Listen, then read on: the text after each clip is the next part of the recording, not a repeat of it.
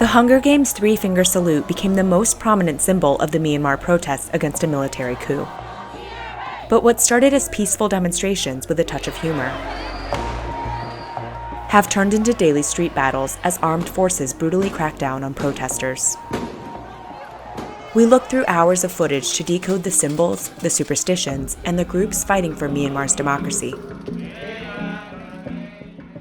The three-finger salute has been at the core of the civil disobedience movement, or CDM, since the beginning. The gesture was adopted from the Hunger Games franchise, where oppressed people used it to show solidarity in their fight against a tyrannical government. In Myanmar, medical workers flashed it during a walkout from 70 hospitals on February 2nd, just a day after the military coup. Then it spread to almost every demonstration across the nation, with some protesters getting it tattooed on their bodies. It even made it all the way to the United Nations. After this speech, the military charged Myanmar's ambassador to the UN with high treason. But the symbol is bigger than Myanmar. It was seen at pro-democracy protests in neighboring Thailand in 2014 and 2020, and at anti-Beijing marches in Hong Kong. Umbrellas are another common sight at these protests in Asia. They protect against water cannons and hide protesters' identities. Red ribbons are also a popular symbol of resistance. Ni Kin Zhao, a Burmese pop singer and a doctor, endorsed it by putting it on just 3 days after the coup. In fact, red dominates everywhere. It's the color of the National League for Democracy, or NLD. The party won by a landslide in November's election, but the military is falsely claiming the victory was fraudulent and is using that as an excuse to take over.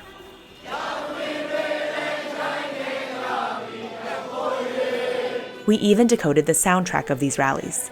It's the NLD's revolutionary anthem from pro-democracy protests back in 1988 and has echoed around the country since the coup. The melody is from Dust in the Wind by American rock band Kansas. The Myanmar version is called Until the End of the World.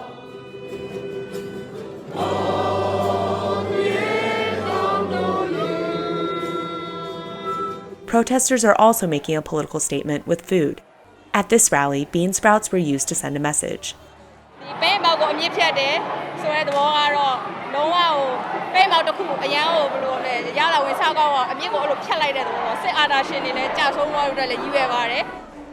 The faces of the two main rivals in the political fight pop up everywhere.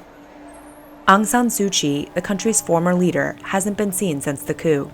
She's being held captive by the military, the same institution she defended during the Rohingya crisis in 2017. The military was accused of killing and raping thousands of Rohingya Muslims and forcing them to flee. Suu Kyi ignored what many consider a genocide, and her reputation was shattered abroad. But at home, she remains a heroine, known by many as Mother Sue. The villain to these protesters is Army Chief Min Aung Hlaing, who led the coup. His short height has become the butt of jokes on many signs. This one reads, "Power Hungry." Protesters often refer to him by his initials, which spell out a curse word in Burmese. Myanmar's widely held superstitions are also on display. Here, the country's mediums claim the supernatural are on the protesters' side.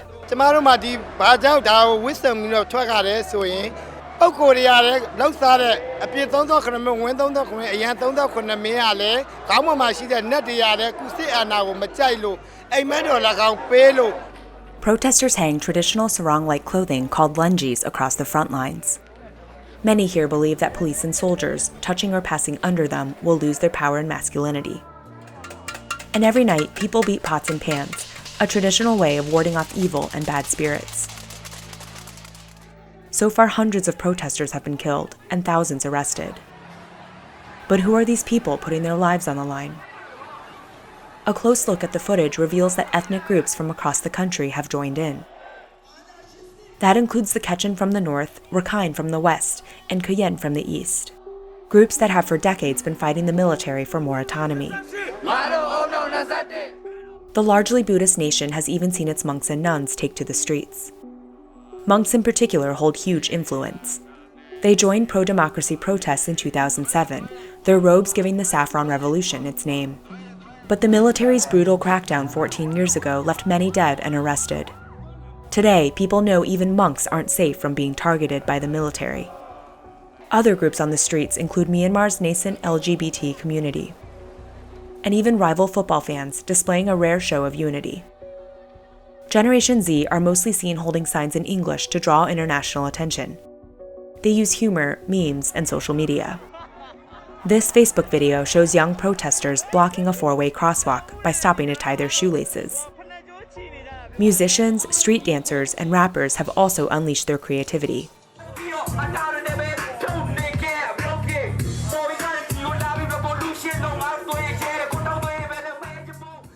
Images of the many costumes have gone viral online, like Spider-Man seen here.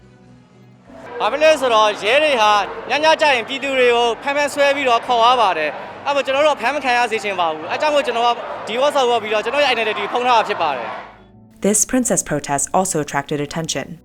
Young girls put on ball gowns to demand the release of the country's female icon. And artists are using the streets, and even skin, as canvas to get their messages out. Here, a painting shows the moment after one protester was shot by security forces. In recent weeks, police and military have intensified their crackdown. At night, police raid districts to round up prominent activists, politicians, and journalists. 19-year-old Jae Zin, known as Angel, was one of those shot and killed. This photo of her wearing a t-shirt stating "Everything will be okay" was taken shortly before that. The image and slogan have become memes, and the young woman a martyr for the movement. 6-year-old Kim Myo-chi is one of the youngest victims so far. She was shot as she ran to her father's arms, her death sparking countrywide outrage. And as the death toll keeps rising, some have resorted to protests like this one, with signs and silence, but no people. Others are not giving up.